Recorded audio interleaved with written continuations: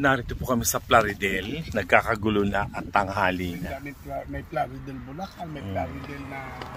Plaridel, Quezon.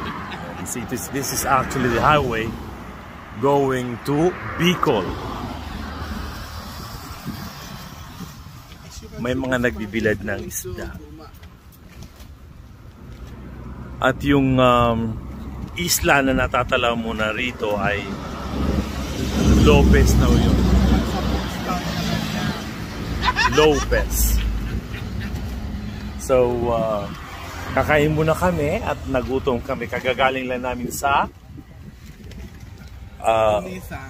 yung Japanese place, Unisan.